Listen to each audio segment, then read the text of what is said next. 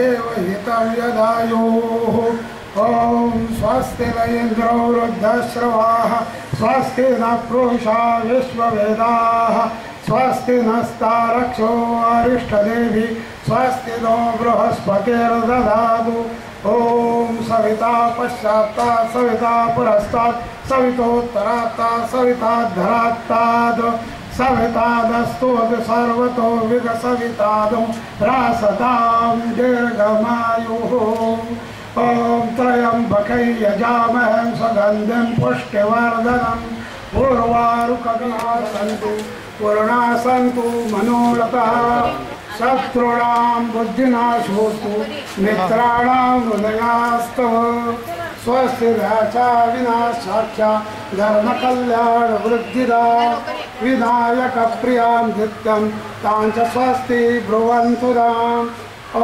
नारदाय ऋषिगणा ये चान्ये स्तुतपोधना भवन्तु यजमानस्य आशीर्वादपरायणः आराध्यदेवता प्रसन्ना सन्तु कुलदेवता प्रसन्ना सन्तु ॐ सहस्रशीर्षा पुरुषः सहस्राक्षा सहस्रपाद स भूमिं विश्वतो ऋत्वा अत्यतिष्ठद्दशाङ्गुलम् ॐ पुरुष एवेदकसर्गं यद्भूतं यच्च भव्यं कृतामृतत्वशेषाणं यदन्नेनातिरोहति ॐ एतावानस्य महिमा अतो जायाङ्गस्य पुरुषः पादोश्च विश्वभूतानि त्रिपादस्यामृतं दिवि ॐ त्रिपादोर्ध्वोऽग्रेतत्पुरुषः पादोस्येह भवत्पुनः ततो विश्वं वक्रामशासनानशदेवी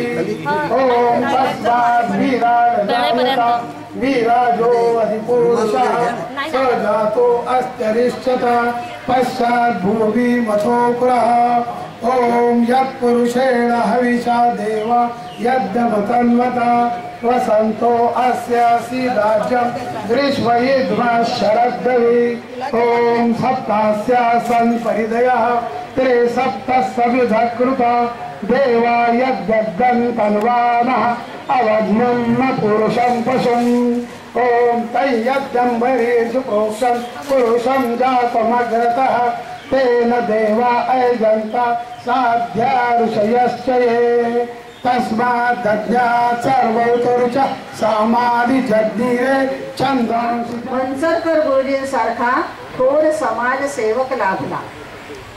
देणाऱ्याने देत जावे घेणाऱ्याने घेत जावे देणाऱ्याने देत जावे घेणाऱ्याने घेत जावे हाच ध्यास मनी जपला देता देता सहस्त्रचंद्र दर्शनाचा लाभ जीवनी लाभला.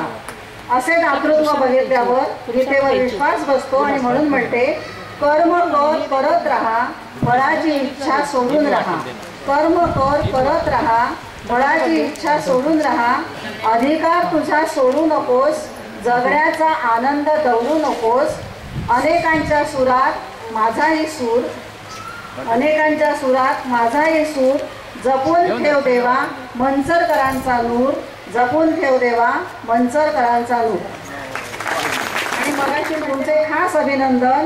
पतीच्या कामात बरोबरीने राहिलात सदैव त्यांच्या कामाच्याही अर्धांगी झालात म्हणूनच आजचा समारंभ कौतुकाने योजलात. यासाठी तुम्हाला हे त्रिवार वंदन धन्यवाद.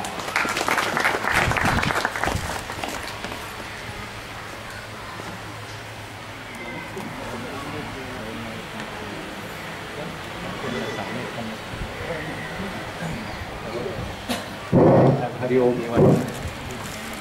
देवा तुझी गणेशू देवा तुझी गणेशू सकलार्थमती प्रकाशू. गणेशाला वंदन करू. मी आपणासमोर जास्त वेळ न घेता अगदी थोडक्या वेळात माझं सगळं मनोगत मी पूर्ण करणार आहे. खरं म्हणजे 81 वर्षाचा हा खरा कालावधी आहे त्यांच्या आयुष्याचा. खरं म्हणजे प्रत्येक वर्षाला 1 मिनिट म्हटलं तर 81 मिनिटं लागतील पण नाही तेवढी मिनिट आहे. तर त्या 81चं वर्गमूळ पसंत करीन 9 मिनिटं बोलेल पण कदाचित 9 मिनिटापेक्षा जर एक दुसरं मिनिट माझं वाढलं तर आपण मला समजून घ्यावं अशी सुरुवातीला नम्र विनंती करतो. तद्वत मी आपल्यासमोर बसून बोलत आहे याबद्दलही आपण मला क्षमा करावी. ओम सर्वे भवन्तु सुखिनः सर्वे सन्तु निरामयाः सर्वे भद्राणि पश्यन्तु मा कश्चित् दुःखं भवेत्. ओम शांति शांति शांति. अखंडमंडलाकारं येन सर्वः चराचरं तत्पदं दर्शितं येन तस्मै श्रीगुरवे नमः. त्याचा शारदीला वंदन करतो. या कुंदेन्दु तुषारहार धवला या शुभ्रवस्त्रावृता या वीणावरदण्डमण्डितकरा या श्वेतपद्मासना या ब्रह्माच्युतशङ्करः प्रभृतिभिः देवैः सदा वन्दिता. सा मां पातु सरस्वती भगवती निशेषगाढ्यापहा. या कार्यक्रमासाठी एक शांती मंत्र. ओम पूर्णमदाः पूर्णमिदं पूर्णात् पूर्णमुदच्यते पूर्णस्य पूर्णमादाय पूर्णमेवावशिष्यते. ओम शांति शांति शांति. आजच्या कार्यक्रमाला सुरुवात करताना आजच्या कार्यक्रमाला जे पूर्वनियोजित आम्ही सगळ्यांनी मनात ठरवले ते आमचे सन्माननीय अध्यक्ष डॉक्टर गुजराती सर आणि नंतर आपण कार्यक्रम करत आहोत ते डॉक्टर म्हणजे सन्मान्य मंचाकर गुरु. समसमा संयोग की जागला अशा प्रकारचा हा एक योग आहे. याप्रमाणे वसंत ऋतू यावा फुलांनी फुलांनी बहरावं आणि मुंबईतून कुंजन व्हावं आणि एक प्रकारची निसर्गात बहरता येईल. त्याचप्रमाणे आजच्या या कार्यक्रमासाठी जे थोर व्यक्ती आहेत आपण अध्यक्ष म्हणून सर्वांनी स्वीकारले पण बोलणी वाचले आपण त्यांना ओळखता असं एक फार मोठं व्यक्तिमत्व आपल्याला लाभलं आणि त्यामुळे एका थोर समाजसेवकाला एका थोर व्यक्तिमत्वाने आज आशीर्वाद द्यावा त्याला कौतुक करावं अशा प्रकारचा हा जो एक योग आज जुळणार आहे. त्यामुळे आपला सर्वांचा समावेश मी अतिशय आनंदित आहे आनंदात आहे. या कार्यक्रमाला सुरुवात करतानाच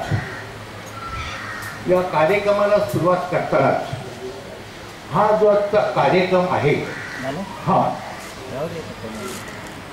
मराठी प्रवचनकार अभ्यंकर शास्त्री यांनी एक पुरुषसूक्त वाचून दाखवलं म्हणून दाखवलं. त्या पुरुषसूक्तातील जो समाज पुरुष आहे समाज आहे आणि समाज पुरुष आहे त्या समाजाने त्या समाज पुरुषाचा गौरव केलेला आहे. त्याचप्रमाणे आपण सर्वजण हा एक बहुजन हा फार मोठा समाज मोठे आश्रयदाते या ठिकाणी आलेले आहात आणि आपल्या सगळ्यांच्या आश्रयदात्यांच्या दानातून हा एका समाज पुरुषाचा गौरव होत आहे. खरं म्हणजे एका समष्टीकडून व्यक्तीचा हा गौरव होत आहे आणि ही एक संधी आपण सगळ्या समाजाने आज निर्माण केलेली आहे. आज हा एक यज्ञ होत आहे. या ठिकाणी आज 3 यज्ञ होत आहेत. माझ्या दृष्टीने एक 3 यज्ञ या ठिकाणी आहेत. त्या गुरूंचा सत्कार हा एक यज्ञ आहे. त्यांचं औक्षण हा तर सर्वप्रथम झालेला एक यज्ञ आहे. आम्ही याला यज्ञ म्हणतो. आणि काय का आला तुम्ही या हां ठीक आहे. आणि या यज्ञातला तिसरा यज्ञ म्हणजे हे पुस्तक प्रकाशन. 3 यज्ञ या ठिकाणी होत आहेत. औक्षण पुस्तक प्रकाशन आणि तिसरा गुरूंचा गौरव असे 3 यज्ञ या ठिकाणी होत आहेत. आणि आपण जे 3 यज्ञ या ठिकाणी साजरे करत आहात, आपणा सर्वांच्या बरोबर मी सुद्धा भाग्यवान या ठिकाणी आहे की या यज्ञाचा लाभ मला पाहता आला. गेली जवळजवळ 5 वर्षे मी आजारी आहे, अलीकडे वर्षभर तर असूनच आजारी आहे. म्हणजे असं असून सुद्धा या यज्ञासाठी मी आज तुमच्यासमोर असा बोलू शकलो, याबद्दल मला अतिशय आनंद वाटतो, खूप समाधान वाटते. आता ज्या समाजाने आपण सर्वांनी हा जो यज्ञ या ठिकाणी निर्माण केलेला आहे, घडवून आणलेला आहे, आपल्या सर्वांबद्दल कृतज्ञता व्यक्त करावी, भरभरून बोलावं, असं खूप आहेत माझ्याकडे शब्द. परंतु जास्त वेळ मी घेणार नाही. तर एका श्लोकातून फक्त आपल्या सर्वांचं ऋण मी व्यक्त करणार आहे. ईशावास्य इदं सर्वं यत्किंच जगतां जगत् तेन त्यक्तेन भुंजीता मा वृथा कस्यचित् धनम्.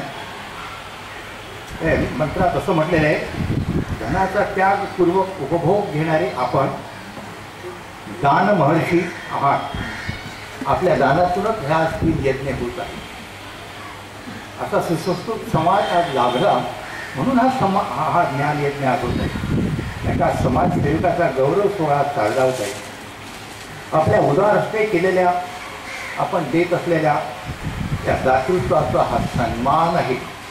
आपण हे दातृत्व करत असताना आपलं नाव पेटे यावं, आपली प्रसिद्धी व्हावी, अशा प्रकारची कोणतीही अभिलाषा आपण बाळगलेली आहे. आपलं मन आभाळ एवढं मोठं, आपल्या मनाची आणि आपल्या दातृत्वाची त्यासाठी वर्णन करण्यासाठी माझ्याकडे शब्द नाही आहे. आज हे पुस्तक प्रकाशनाबद्दल मला जास्त बोलायचं, जास्त म्हणजे बोलायचं आहे. परंतु हे पुस्तक प्रकाशन करताना या पुस्तक प्रकाशन करण्याची जबाबदारी गुरुजींनी माझ्यावर सोपवली. गेल्या 5 वर्षापूर्वी आम्ही एक समिती स्थापन केली आणि सगळ्यांना आवाहन केलं की सगळ्यांनी या जवळजवळ एक या पुस्तकामध्ये 50च्या दरम्याने असे एक लेख आहे. माझं असं एक छोटं लेख. परंतु हे 50 लेख जे सगळ्यांनी लिहिलेले आहेत, त्या 50 लेखांमध्ये प्रत्येकाचे भाव आहेत. प्रत्येकाचे भाव गुरुजींबद्दल जे आहेत, त्यांची भाषा रंगली असेल, भाषा त्यांची अगदी फार मोठी नसेल. उस डोंगापरी भाव रस नाही डोंगा, असं कोणतरी एका संतांनी म्हटलेलं आहे.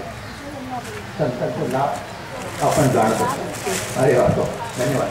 तर त्या चोखामेळ्याचे भाव प्रत्येकाच्या लेखालेखात आहेत.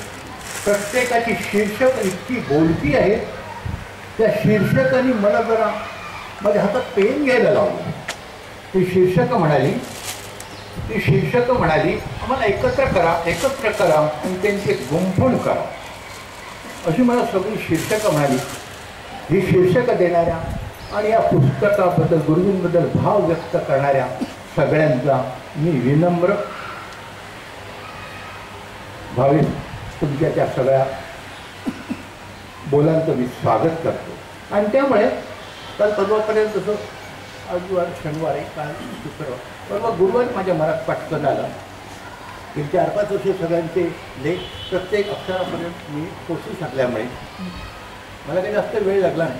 भरभर सगळ्यांचे भाव मी एकत्र केले आणि एकत्र भाव केल्यानंतर मला असं वाटायला लागलं की या भावांचं पण गुंफण करावी, तुमच्या भावांची गुंफण करावी. ती गुंफणच फक्त मी आपल्याकडे वाचून दाखवतो, म्हणजे पुस्तकाचं माझ्यावर जी जबाबदारी आपण सोपवली ती जबाबदारी परिपूर्ण झाली किंवा आपल्यापर्यंत पोचली अशी म्हणते. तर गुजराती सरांनी मला ते भाव वाचून देण्याची परवानगी दिली. आधी सर्वप्रथम मी सरांच्या हातात देतो आणि हे भावाचं त्यांनी जरा आपल्यासमोर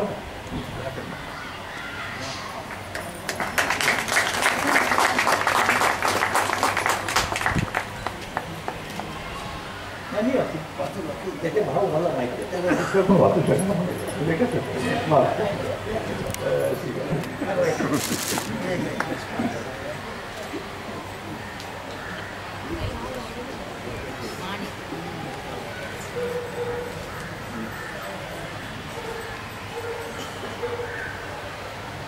श्री आनंद पोंदे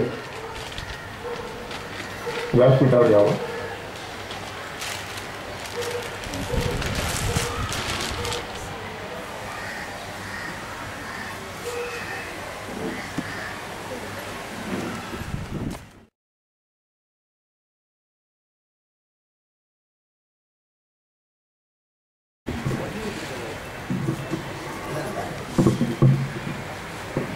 गुरुर् ब्रह्मा गुरु विष्णू गुरुर्देव महेश्वर गुरु साक्षात परब्रह्म तस्मै श्री गुरु नमः.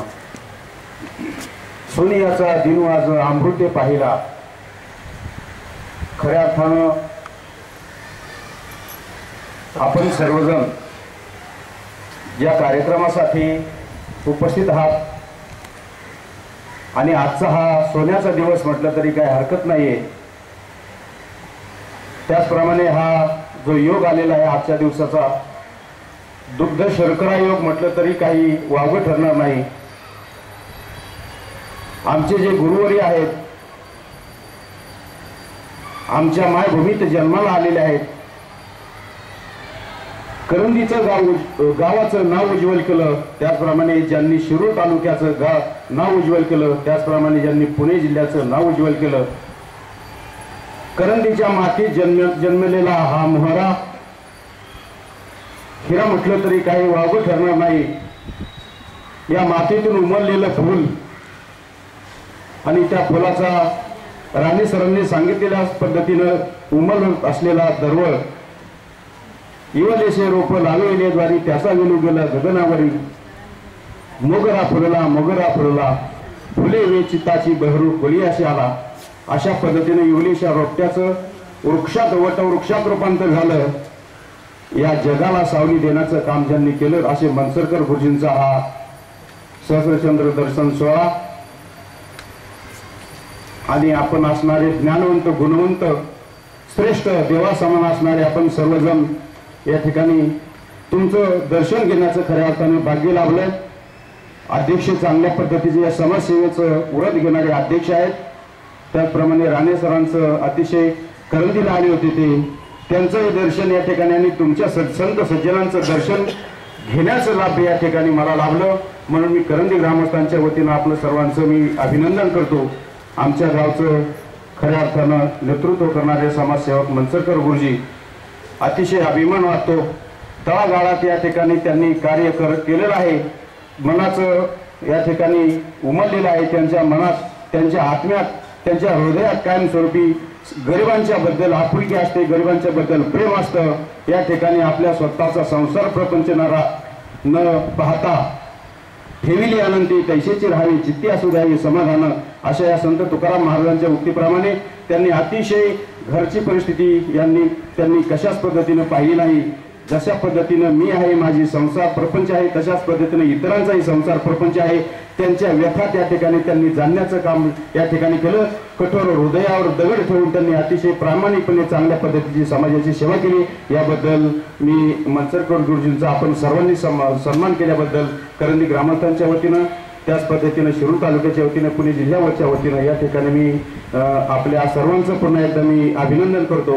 आणि त्याच पद्धतीनं समाजसेवक मनसरकर गुरुजी यांचं कार्य पुस्तकाच्या रूपानं या ठिकाणी आपल्याला पुन्हा त्यांचं या ठिकाणी वाचायलाच मिळणार आहे. म्हणून जास्त वेळ न घेता 2 मिनिट मला दिलेले होते, जास्त वेळ न घेता गुरुजींचं या ठिकाणी मी पुन्हा ऋण व्यक्त करतो, संयोजकांचं ऋण व्यक्त करतो, प्रकाशकांचं ऋण व्यक्त करतो. आपण सर्वजण या ठिकाणी आल्याबद्दल, या कार्यक्रमाला शोभा दिल्याबद्दल मी आपल्या सर्वांना धन्यवाद देतो आणि या ठिकाणी थांबतो. जय हरी. मी या ठिकाणी भाषण देण्यासाठी आलेले नाही आहे, तर माझे 2 शब्द मनोगत व्यक्त करण्यासाठी मी या ठिकाणी आलेले आहे. मी माझा परिचय करून देते. श्री मनसरकर गुरुजी यांच्या आत्याची मी मुलगी, म्हणजे मी आते बहीण आहे. एका अर्थाने प्रतिभाताईंची पण मी बहीण लागते. तर मला आज हा फोटो बघून माझं मन एकदम उतंबळून आलेलं आहे. त्याला एक कारण आहे. मी 4थीत असताना निफाड या ठिकाणी गाडगे महाराज आले होते आणि त्यावेळेस त्यांनी ग्रामसफाईचं कार्य त्या ठिकाणी घेतलं होतं. आमच्या सगळ्या शाळा त्यावेळेस सोडून दिल्या होत्या आणि त्यावेळेस माझं परम भाग्य असं मी समजते की त्यांच्या अगदी खेटून त्यांच्या खराट्या लागून मी त्यावेळेस सफाईचं कार्य माझ्या हातून घडलं. हे मी माझं मनोगत या विषयांतर होईल, पण माझं समाधान म्हणून मी बोलते. आता मनसरकर गुरुजी हे आमचं घराण्यातलं एक मोठं स्वप्न साकार केलेलं असं व्यक्तिमत्व आहे. आमचं तसं पाहायला गेलं तर आमच्या घराण्यामध्ये अशी परंपरा आहे की सगळ्याच लोकांनी, आमच्या आईने, मावशीने, मामांनी, काकांनी, सगळ्यांनी समाजासाठी काही ना काही कार्य केलेलं आहे. परंतु ते बाळकडू सगळ्यांना मिळालेलं आहे. अजूनही कोणी त्याप्रमाणे वागतायत. परंतु मनसर गुरुजी आणि माझं, आम्ही लहानपणी सुट्टी ज्या वेळेस असेल त्यांना त्यावेळेस आमच्याकडे यायचे. आम्ही दंगामस्ती करायचो, भांडणं करायचो, कधी मारामाऱ्या पण करायचो आणि कुठलंही काम करताना बरोबर असायचो. त्यांनी कुठलंही हलकं काम करताना असं मानलं नाही की मी आता शिक्षक आहे किंवा मोठ्या कॉलेजला जातो, हे कधीही मानलं नाही. कोणतंही काम त्यांनी अगदी तन्मयतेने केलेलं आहे. तर त्याचप्रमाणे मला आता उचंबळून येत आहे त्यांचा हा सत्कार सोहळा बघून. तसं पाहायला गेलं तर माझी येण्याची परिस्थिती नव्हती आज, पण तरीसुद्धा मला राहावलं गेलं नाही. त्यांचा फोन मला आल्यानंतर मी आज सकाळी 8:30ला घर सोडलं आणि 4:30 वाजता इथं पोहोचले. तर अशी परंपरा असलेल्या घरामध्ये जरी सगळ्यांनी आमचं याच्यात स्वातंत्र्य संग्रामामध्ये सुद्धा सगळ्यांनी भाग घेतलेला आहे, हे तर पुस्तकामध्ये येईलच, त्याचा ओळख इथं मी करीत नाही. परंतु त्याच्याही पेक्षा गुरुजींनी वेगळी वाट धरली आणि तो जो वसा घेतला त्यांनी तो अत्यंत शेवटपर्यंत चालू ठेवलेला आहे. त्यांना मी चेष्टेने, आमच्या चेष्टेचंही नातं आहे, त्यामुळे मी त्यांना नेहमी म्हणायचे, अरे काय करतो बाबा, या आता असंच हो, सोडून द्या आता, तब्येत सांभाळ. कारण त्याला काय एक होतं की आमच्या कुटुंबामध्ये त्यांच्यावरती असे आघात झालेले आहे की ते एखाद्याला जर असे आघात झाले असते तर कोलमडून पडले असते. परंतु ते जिद्दीने परत उभे राहिले आणि आपला जो वसा घेतला होता तो जिद्दीने पार पडत राहिलेले आहेत. तर या सगळ्या कार्यक्रमावरती जेवढं आमच्या घराण्यातून सगळ्यांनी केलं त्याच्यावरती मी म्हणते मनसरकर गुरुजींनी कळस चढवलेला आहे.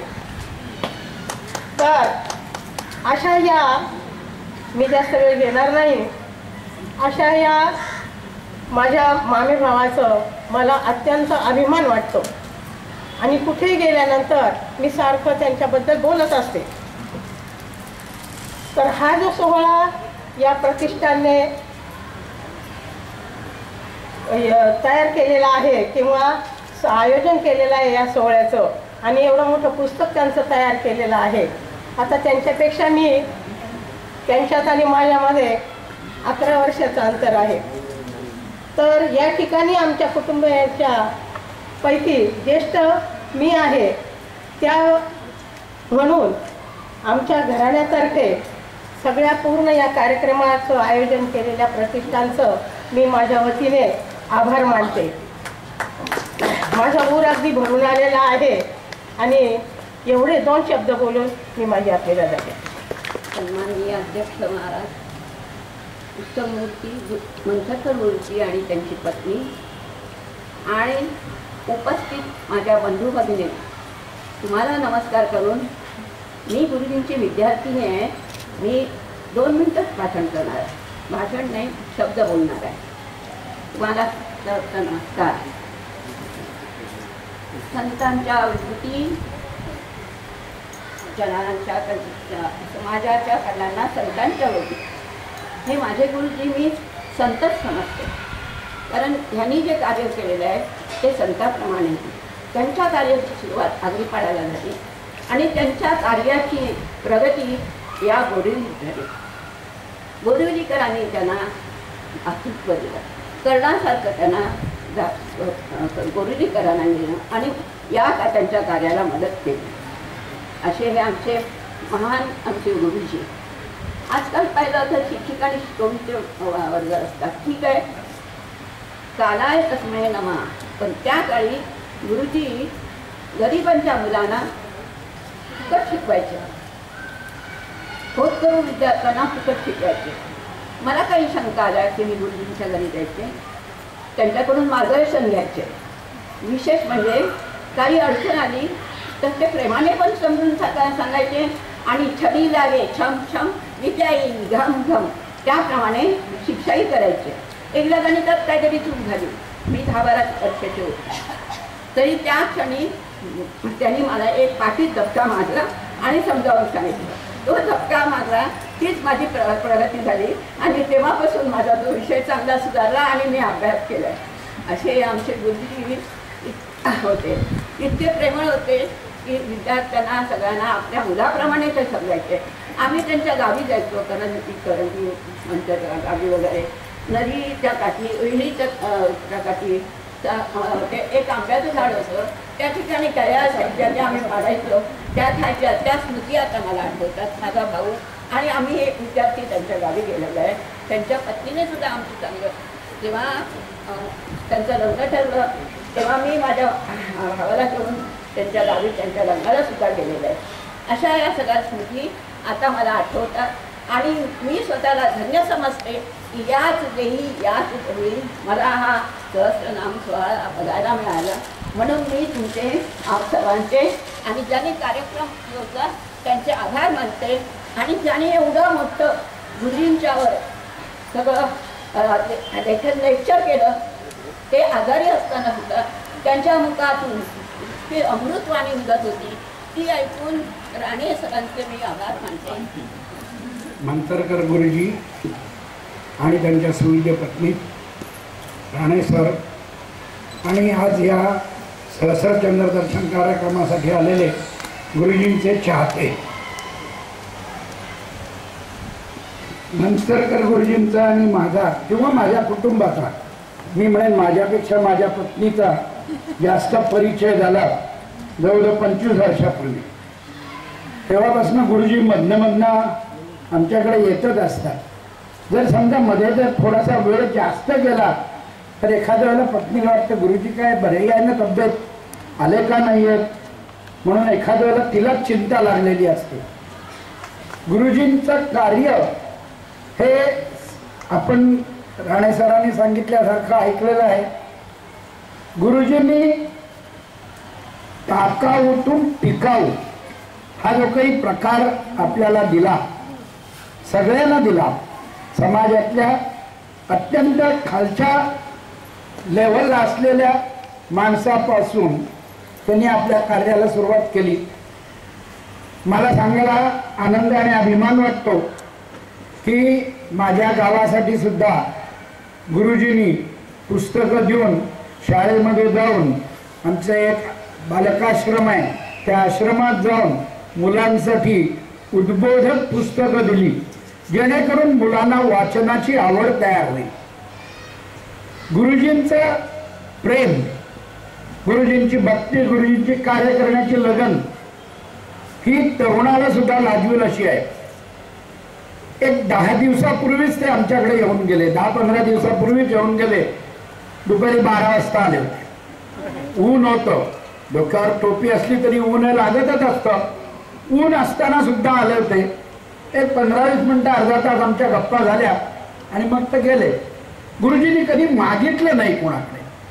मागितलं तरी असं मागितलं की जे मला देता येणं शक्य होतं, म्हणजे मी नाही म्हणू शकत नाही असं कधीच, असं त्यांनी केलं. म्हणजे देणाऱ्याला नाही म्हणायला नको याची पूर्ण त्यांना माहिती होती आणि त्याप्रमाणे त्यांनी देणाऱ्याकडनं काय देईल त्याचा अंदाज असल्याप्रमाणे तेवढंच मागितलं. गुरुजींनी काय मागितलं हे सांगता येणार नाही.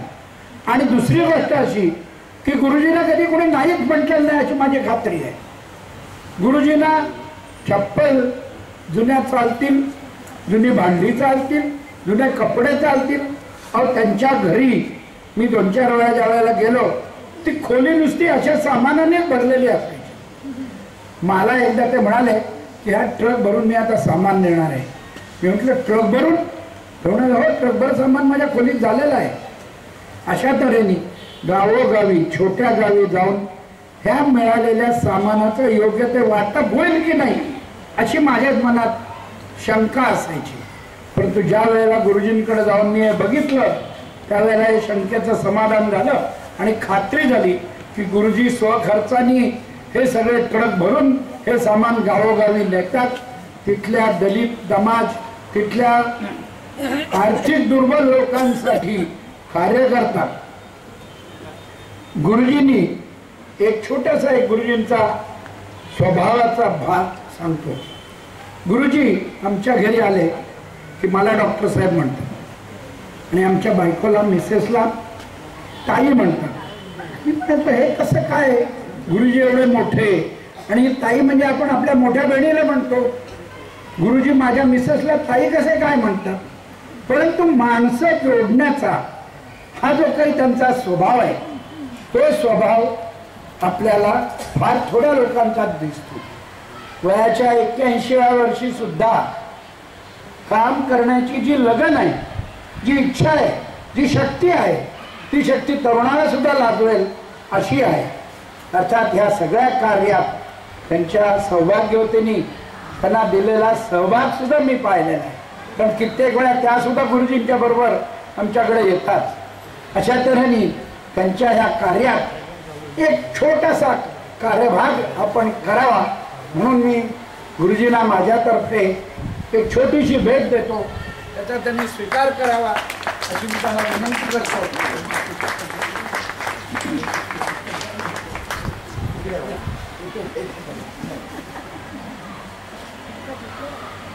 अशी मी त्यांना विनंती करतो आणि गुरुजींना उदंड आयुष्य लाभावं, आरोग्य लाभावं आणि त्यांच्या हातून हे कार्य अखंडित चालू राहावं. किंबहुना दुसऱ्या पिढीने कुणीतरी हे कार्य हातात घ्यावं अशी मी इच्छा प्रकट करतो आणि त्यांचे आशीर्वाद आम्हा तरुणांना मिळावे अशी इच्छा प्रकट करून इथे थांबतो. जय हिंद, जय महाराष्ट्र. रामदास गुजराती, मंचर गुरुजी, ठाणे आणि आपण सर्व. मला अतिशय आनंद होतो आहे या गोष्टीसाठी की मंचरकर गुरुजी माझ्या क्लिनिकमध्ये एकदा आले होते बऱ्याच वर्षापूर्वी आणि तेव्हा ते एक टीम घेऊन आले होते. डोक्यावर टोपी, सादरा आणि लेंगा घातलेली व्यक्ती आणि अशाच 10-12 व्यक्ती होते त्यांच्याबरोबर. मी सहज म्हटलं, त्यांनी मला ओळख दिली आणि मुखामुख व्यक्ती आहेत म्हणून. आणि मी सहज बोलताना विचारलं तर कुणाच्याही पायामध्ये चपला नव्हत्या. मग मी त्यांना विचारलं तर त्यांनी मला कथन करून सांगितलं की आमच्या गावोगावी लोकांच्या पायात चपला नसतात, अंगात कपडे नसतात, तेच कपडे धुवून वापरतात.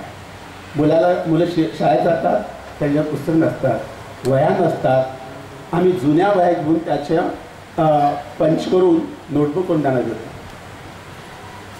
मला त्यांनी काही मागितलं नाही, फक्त मला परिस्थिती कथन केलं. आणि नंतर मला असं वाटलं की ही व्यक्ती सामान्य व्यक्ती नाही आहे, असामान्य व्यक्ती सामान्य व्यक्ती होण्याकडे आलेली आहे. आणि आपल्याला कल्पना असेल की महात्मा गांधी एकदा दक्षिण राज्यामध्ये गेले होते. ते बॅरिस्टर होते, त्यांचे सुट्यापटात असायचे. पण त्यांनी एकदा विचारलं की माझ्या भाषणाला की स्त्रिया का दिसत नाही आहेत. तर तेव्हा सांगण्यात आलं की त्यांच्यावर कपडे नाही आहेत म्हणून देत नाही आहेत. आणि तेव्हा महात्मा गांधींनी सर्व कपडे काढून केवळ फक्त एक धोतर आणि एक पंचायत घेऊन ते आयुष्यभर आले होते. आणि असाच वसा घेतलेली व्यक्ती आहे. आणि व्यक्ती त्याच्या स्वभावातून, त्याच्या बोलण्यातून व्यतीत केलं त्यांनी काय लोकांसाठी करावं. 80 गावात बरेच 100 गावांच्या मागे जात आहेत आणि त्या लोकांना मदत करत आहेत. जसं आता दांडेकरांनी सांगितलं की टाकावातून टिकाऊ. आम्ही मुंबईत राहतो, आमच्या मुलांना 3-3, 4-4 चपल्या जोड असतात. पहिले झिजलेले असतात, त्यावर दुसरे बूट आलेले असतात. 10-10, 15-15 कपडे असतात. आणि तिथेच इंडिया आणि भारत, भारत म्हणजे रुरल एरिया आणि इंडिया म्हणजे आपण सिटीवाले लोक, 50 वर्ष होऊन गेली तर देखील ही परिस्थिती बदल झालेली नाही आहे. आणि हे बदल करण्याचं कार्य सरकारचं असताना देखील ते झालेलं नाही आहे. तर अशी एक व्यक्ती त्या खेडेगावात जाते आणि त्या लोकांसाठी मदत करते, हे महान कार्य आहे. आणि मी महान तर म्हणणार नाही आहे, 81 वर्षीय अजूनही त्यांच्या मनात रग आहे की अजून कोण दाखवायचं. हे खरं इन्स्पिरेशन आपल्यासाठी आहे. आजचा जो कार्यक्रम आहे तो केवळ त्यांचा सत्कार नाही आहे, तर आम्ही डोळे उघडून समाजात काय केलं पाहिजे हे सांगण्याचा सत्कार आहे. आणि म्हणून मी त्यांचं अभिनंदन करतो आहे. आणि एक व्यक्ती म्हणून न करता त्यांच्या मागे जसं म्हणतात की behind every successful man there is woman and that is Mrs Mancharkar. त्यांना प्रत्येक भागामध्ये त्यांना मदत केलेली आहे. आणि त्यांची तब्येत बरी नसताना, त्यांची तब्येत बरी नसताना, त्यांना डोळ्याने कमी दिसताना, हृदयाचे डायबिटीज, ब्लड प्रेशर असताना देखील ते काम करत आहेत. हे खरंच महत्त्वाचं कार्य आहे. आपल्याला थोडे रोग झाले तरी देखील आपण ताबडतोब घाबरून जातो, पण त्याने कुठल्याही रोगाची पर्वा केली नाही आहे. आणि ते सांगतात नेहमी, जोपर्यंत माझ्या जीवात प्राण आहे तो मी काम करत राहणार. ही खरं केवढी मोठी सेवा आहे. आणि हे तुम्ही इन्स्पिरेशन आम्हाला दिलेलं आहे. आणि आम्ही यंग म्हणा किंवा मनाने यंग आहोत आणि आपण त्यांच्यासारखं ते कार्य केलं पाहिजे आणि त्यांचं कार्य पुढे केलं पाहिजे. आणि तुम्हाला मी नमस्कार करतो आहे. तुम्ही कार्य करता आणि तुमच्यामागे बरीच मोठी टीम आहे आणि या टीमला तुम्ही जे इन्स्पिरेशन देतात यासाठी मी आपला अत्यंत आभारी आहे. आणि जे काय आम्हाला मदत करतात त्यांनी जरूर मदत करू. म्हणजे तुमच्या टीममध्ये जाता तर माझ्या हॉस्पिटल पवित्र होत असतं त्याच्यावर कुठं जाणीव आहे. आणि जाणीव करून मी तुम्हाला सतत म्हणतो तुम्ही 100 वर्ष जागा, आणखी जागा आणि आम्हाला नेहमी इन्स्पिरेशन देत राहा. तर बोलून माझं वाचन.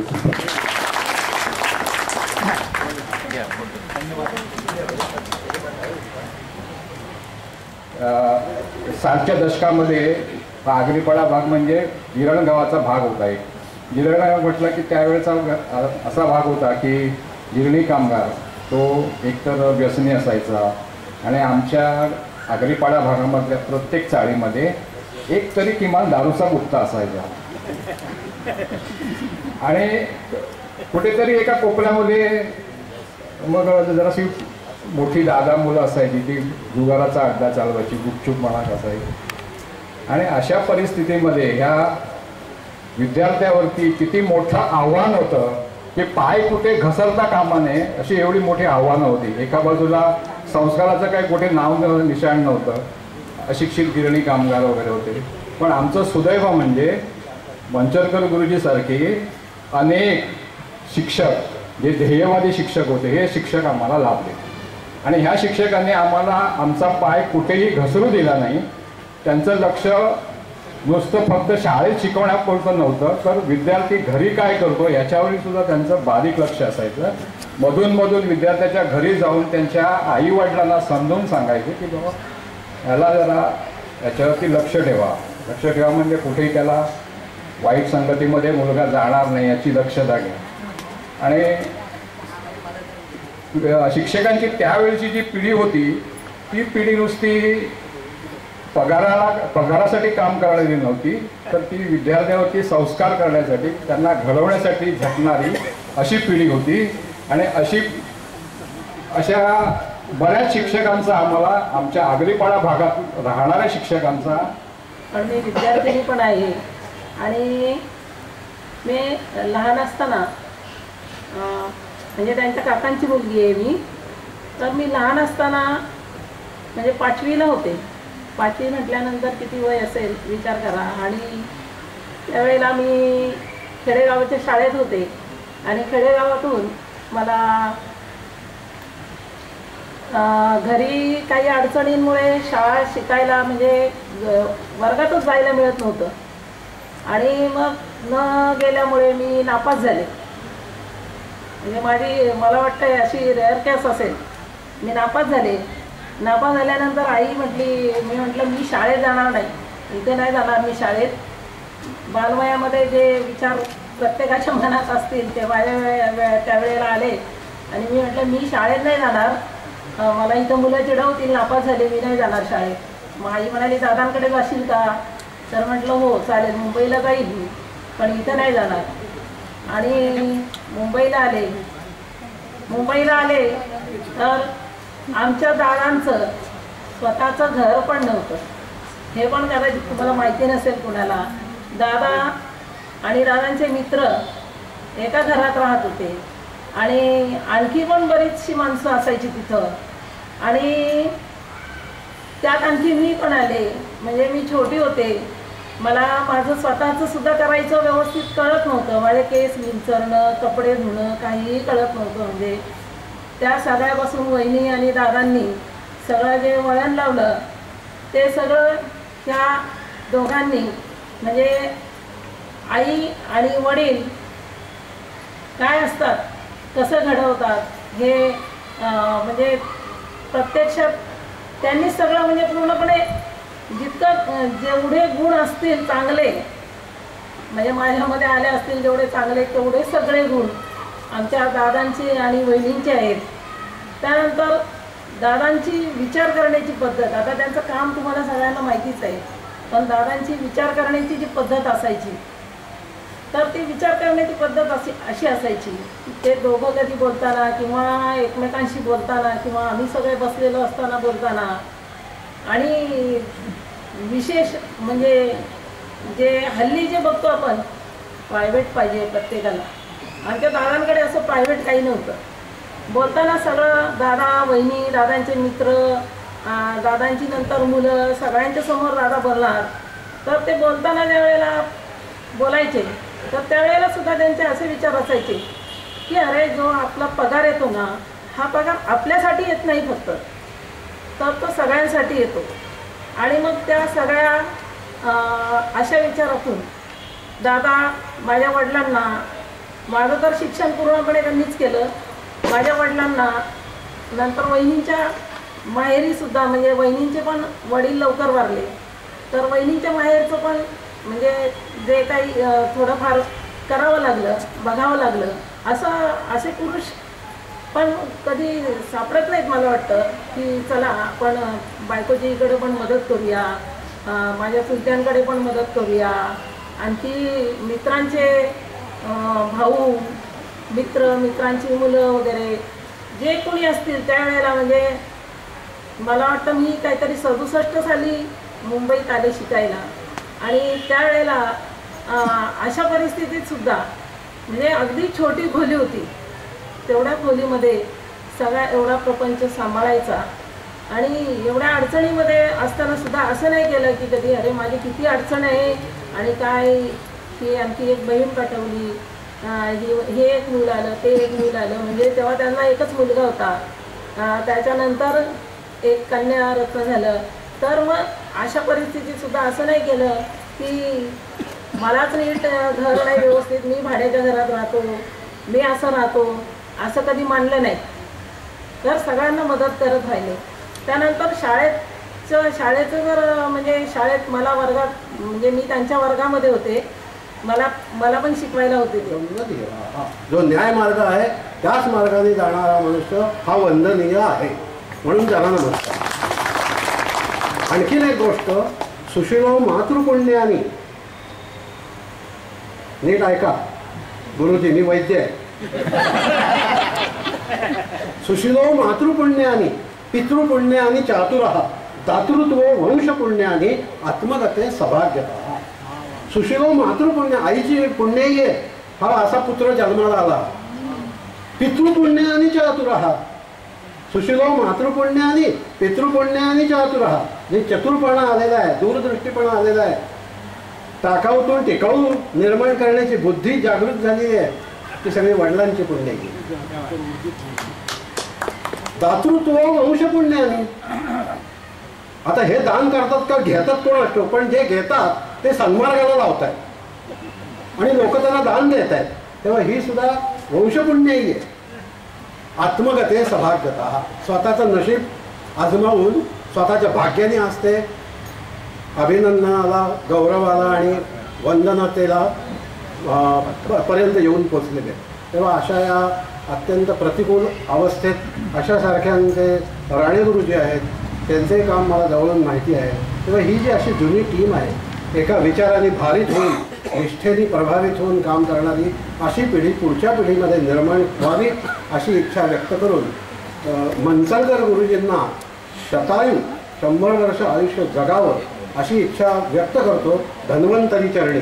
आणि जर त्याच्याकरता काही मदत लागणार असली तर मी ती केव्हाही, कारण या वयात रसायन चिकित्सा करता भस्म नाही, भस्म नको एवढंच करायला. रसायन चिकित्सा या शब्दाचा अर्थ जरा म्हणजे म्हातारपण घालवून त्या ठिकाणी तारुण्य निर्माण करणं.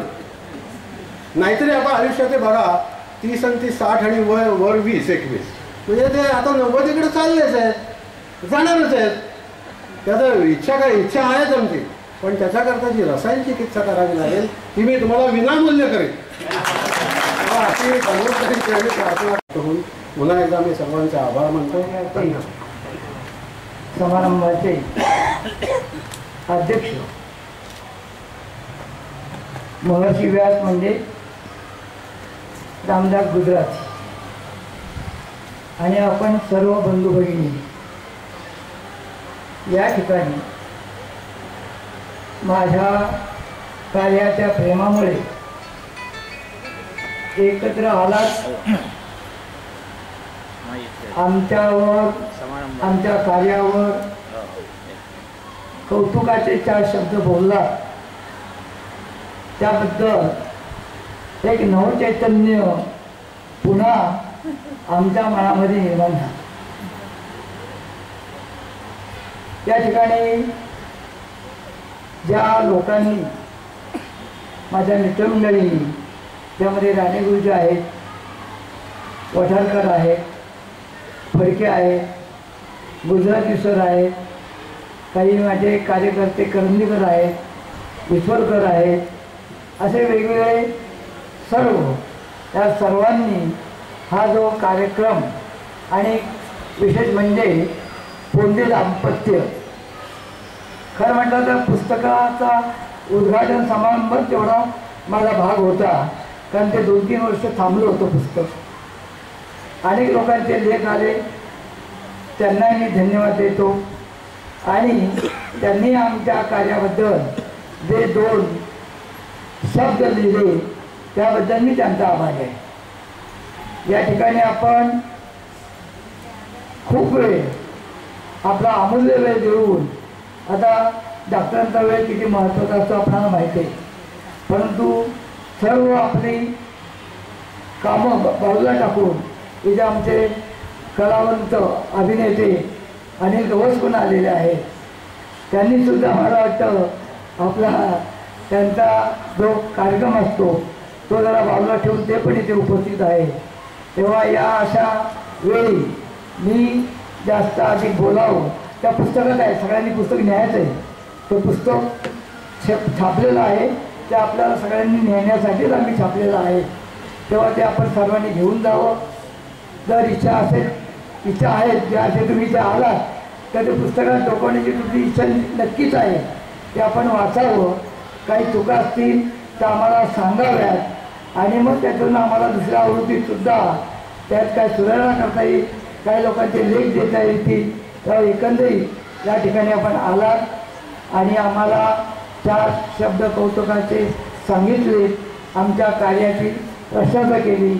आत्तापर्यंत 30 वर्षाचा प्रदीर्घ आणि तपास आपण तन मन धन या सर्व माध्यमातून जी आम्हाला मदत केली त्याचा मी आभारी आहे.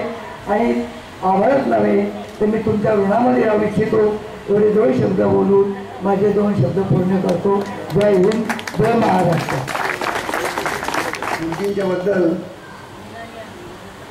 2-3 व्याख्यानांचे जे काही व्याख्यानं मी ऐकली त्याचा संदर्भ फक्त घेतो आणि मग मी माझे विचार सांगतो. राणे गुरुजींनी बोलताना एक गोष्ट सांगितली की गुरुजींच्या सत्कारामुळे त्यांचं आजारपण दूर झालेलं आहे किंवा पळून गेलेलं आहे. त्यांना मी पुन्हा सांगतो की 18 मेला आम्ही पुन्हा गुरुजींचा सत्कार करणार आहोत. तुम्हाला आणखी धडधाकट करण्याकरता एक संधी आम्ही त्या ठिकाणी देणार आहोत. गुरुजींच्या एक विद्यार्थिनीने फार सुंदर व्याख्यान दिलं. आम्हाला गुरुजींनी कसं घडवलं हे सांगितलं आणि बोलता बोलता एक वाक्य त्या म्हणाल्या की गुरुजींनी माझ्या पाठीवर धबाका मारला आणि माझी प्रगती झाली. आज जर आमच्या एखाद्या गुरुजीने कोणाच्या पाठीवर धबाका मारला तर त्याची अधोगती सुरू होते, हे लक्षात घ्या. इतका समाज बदललेला. म्हणजे एका चांगल्या काळामध्ये गुरुजींची पात्र मी मुद्दाम सांगणार. मी समाजामध्ये खूप वावरतो आणि मी असं पाहतो की लोक सत्कार करवून घेतात आणि ते सत्कार करवून घेत असताना ते भान बाळगत नाही की समाजाला काय वाटेल. बाहेर आहे मी. पण इथे एक वेगळा प्रकार मला दिसला. माझ्याकडे ज्यावेळेस पोंदे निमंत्रण द्यायला आले की सर आम्हाला तुम्ही हवे आहात या कार्यक्रमाकरता प्रमुख पाहुणे म्हणून किंवा अध्यक्ष म्हणून, त्यावेळी मी त्यांना सूचना केली की माझ्यापेक्षा वयाने जास्त असलेल्या काही व्यक्ती की ज्या व्यक्ती गुरुजींना जवळून ओळखतात त्या व्यक्तींना आपण निमंत्रित करूया, त्यांच्या हस्ते गुरुजींचा सत्कार करूया. परंतु ते म्हणाले नाही, आम्हाला तुम्ही हवे आहात. हा एक महत्त्वाचा भाग लक्षात घ्या की इथे गुरुजींचं प्रत्येक व्यक्तीकडे बघण्याची जी एक दृष्टी आहे ती लक्षात घ्या. त्याच्यामध्ये वयाचा त्यांनी विचार केला नाही, पदाचा विचार केला नाही. आज तर